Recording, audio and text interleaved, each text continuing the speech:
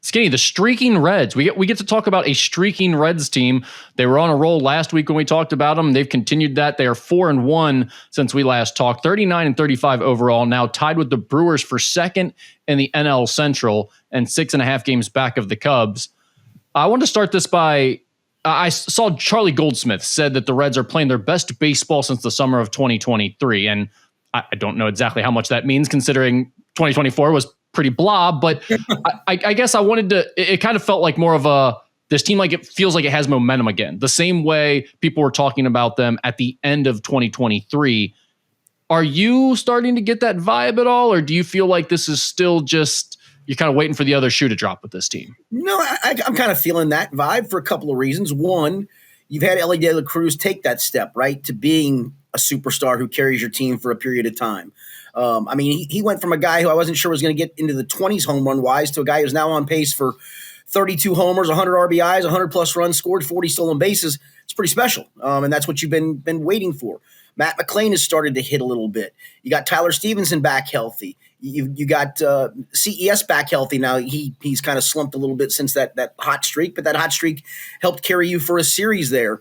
Austin Hayes will get back and getting back, and I think it's gotten the lineup to a good place where you're not having to bat the Santiago Espinal's second, and you're not having to bat the Gavin Lux's fourth.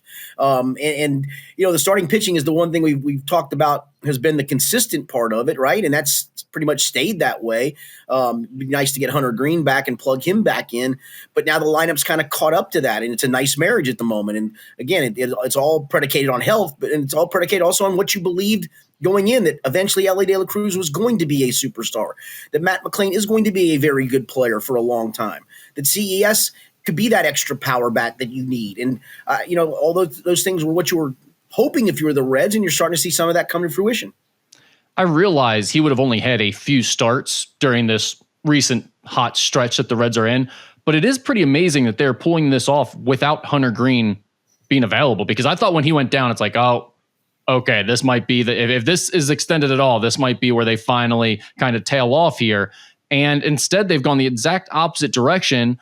And I've been thinking almost every night when they pull out these wins, man, could you imagine how good you'd feel about this if Hunter Green was healthy right now and they were rolling too? I guess, like, what's the latest on Hunter Green, and how positive do you think that diagnosis is? Yeah, that's a good question, man.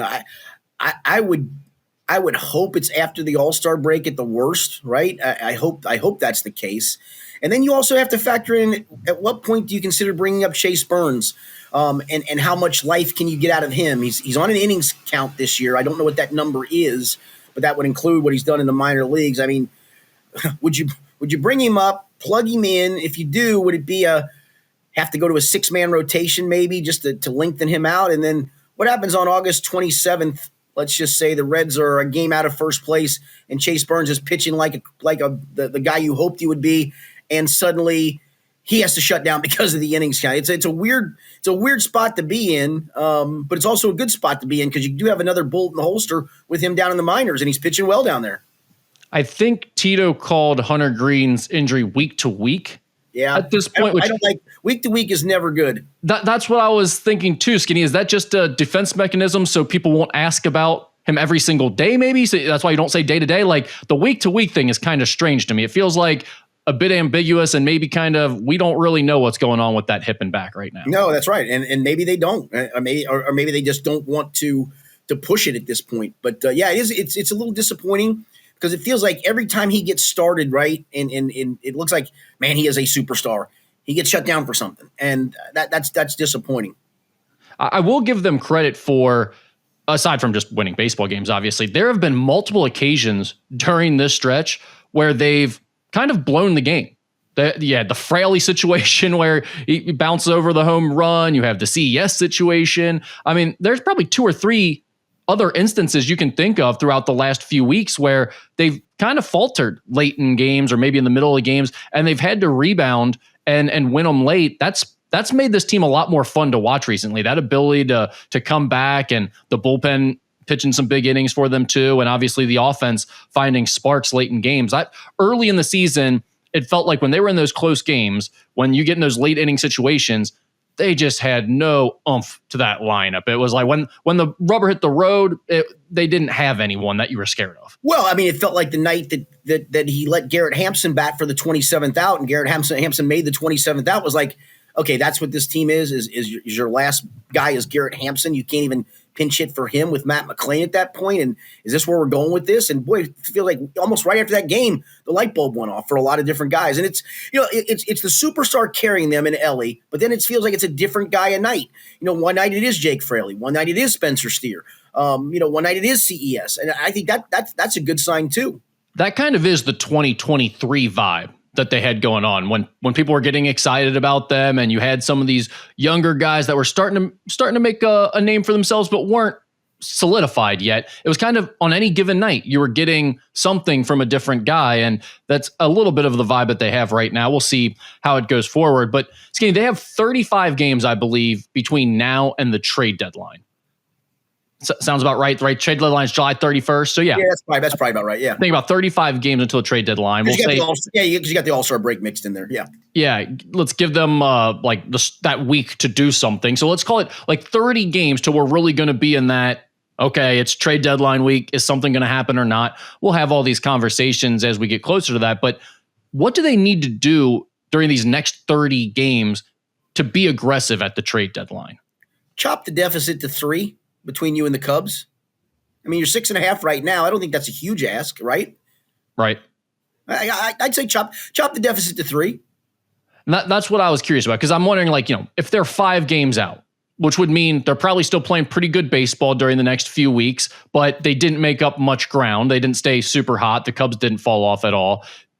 Do you think the Reds front office sees themselves as being in a position of, we can be aggressive here, we need to make a move, we need to go get a bat? Or do you think it's more likely that they're kind of treading water, playing this out, and looking towards the future? Problem is, I just don't know what you can give up. I mean, would you, let's just assume for the sake of argument's sake that Hunter Green is healthy at that point, which makes a starting pitcher perhaps expendable. Would you be willing to part ways with a Nick Martinez for a bat? Nick Martinez and a prospect for a bat. That's the point. And really, of the top prospects you have, the Sal Stewarts, the Cam Colliers, you're counting on those guys to eventually be on your roster and produce. And so you don't have, I don't think, that next tier of prospect that you're able to trade. So it is a weird place to be in, to be honest with you. Yeah, it just feels like they're always in that weird place that we find themselves in that spot every year. You're going to have to do something at some point. I would lean towards this isn't the team to do it with. I don't think this roster is all that talented, but they've been fun to watch the last few weeks, and they are playing good baseball. If they continue this for another, the thing I was saying, if you are in it at that point, and again, I'm doing this for the sake of argument that Hunter Green's back healthy and pitching fine, you do have a starter expendable at that point. You do, and I mean, like the scenario you threw out there, if you're within 3 games of the Cubs, I mean, that would mean you're playing really good baseball still at that point. You're probably very much in the mix of the wild card at that point too. Well, you're definitely in one of the wild card spots at that point, no doubt about it, because they're right there on the cusp right now. And if Hunter Green is healthy and pitching well again, you have Abbott going. I mean, you've got a nice rotation. I could maybe be talked into, you got to make a move at that point. Yeah, no, I do too. And listen, I don't think it's just for now either. That's the one part going for it now. It would be somebody that I would be either who's in the last year of a contract that I may be willing to pay longer term, or has a longer term deal that's sizable that the team's just looking to dump. Because listen, they're still going to be in that mix to need another right-handed outfield bat next year. I mean, they just are. Yeah, true. All right. I wanted to bring up kind of a different topic here related to the Reds, because it happened in their stadium here over the last weekend. The Savannah Bananas sold out Great American Ballpark back-to-back nights. What do you think Reds ownership thinks when they see that? It's a great question. I mean, it is the Harlem Globetrotters, though, right? I mean, yes. And I'm sure back in the day when the NBA was kind of in its infancy, or it went through a bad stretch in the 1970s, I'm guessing the Harlem Globetrotters were able to sell out NBA arenas, and those owners of those NBA teams are going, why are we scrapping $3,600 a night for this game? I'm sure that same thought went through those guys' minds back then. Well, and it's a 2-day novelty. Here's the thing. If the Savannah Bananas played 162 games in Great American Ballpark, how often would they sell out? That's exactly what I was going to say. I mean, does their attendance even matter when they're only doing it for 2 nights? and the Reds play 81 home games. I mean, it's not the same scenario at all, but Correct. I still think it's an interesting thing when something like that comes into your ballpark and sells it out. And in theory, they are still playing baseball in it. And you see all these different things that they're doing. I'm wondering, like, do the Reds look at that and think, oh, this is good, it's growing the game, it's getting people excited about baseball in our community? Or are they looking at it as, we're going to get crushed for this, people are going to say, look at Savannah Bananas can sell out, they make it fun for the fans, and when in reality, the Reds could never do the stuff that they're doing it's silliness. It's entertainment. It's novelty. Right. There's no question. I will say, I mean, I am stunned at the popularity of it and what people were willing to pay for tickets. So my wife had, I think, 8 or 10 standing room only tickets for Friday, and the weather was dicey, so she sold them, and she sold them at a profit online, right? And so the next day, she's like, I think I'm going to go. My oldest daughter was going to go with her. She said, I'm going to try to buy a couple seats. So she bought some in the one of the 100 sections down the first base line. I don't know, row K-ish, whatever that is, row pretty close to the field. And she made a tidy profit, so she turned the profit into buying 2 seats for $199 a piece. That's crazy to me. So did she come out on top in the end? She did. Slightly? Yeah, she did. She did, and got 2 seats on top of it, but still. I mean, holy cow. Skinny, I'll admit, as I tend to do with these things, I'm becoming a little bit of a Savannah Bananas hater. It's kind of annoying me. I'm not a hater. I just take it for what it is. Well, the people that are really into it, I'm like, okay, this feels a lot like something I would not like that much than if you're really into it. When I see certain people saying things and posting about it, I'm like, oh yeah, this probably isn't for me. This feels like one of those things. I mean, I realize you can't criticize something like that until you experience it. And I could see myself taking my son to a game like this in the future. Sure. I'm sure it's entertaining for the kids. Do you think adopting some of the fan experience stuff, like when I ask people about it, what was so fun? You hear, oh, they play music throughout the entire time. There's like no visits to the mound. It's just constant pitches. Like you just keep firing it, even more so than the pitch clock you have in Major League Baseball now. It's just constant action. Obviously, there's all this silliness and dancing and stuff that they do. There's the center fielder doing backflips and catching the ball. There's a guy on stilts, that type of stuff.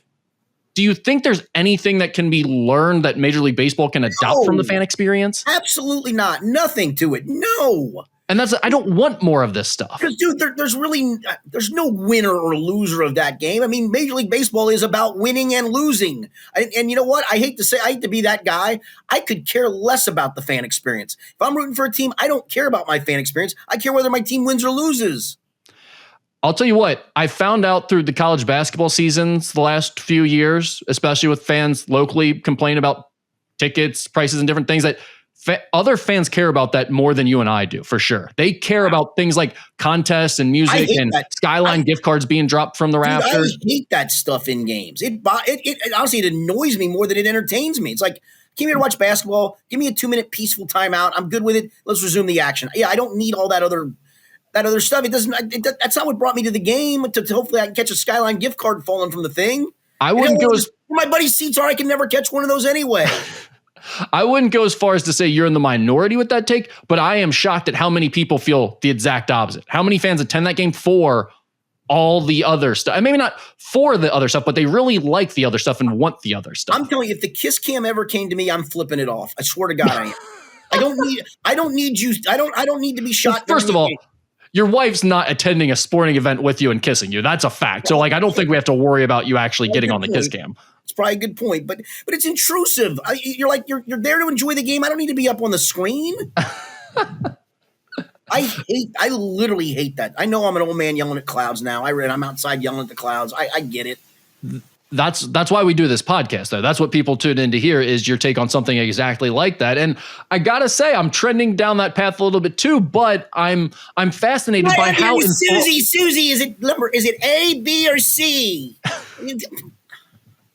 And those in-game people are annoying too. Well, I was gonna say, what about some of the voices we get on the PA for those in-game hosts? Yeah, I don't need them either. We should do a ranking of the best in-game PA hosts in the city throughout the years. The answer would be none. Where would our old morning reporter? Who's that? Which one? At Channel 12.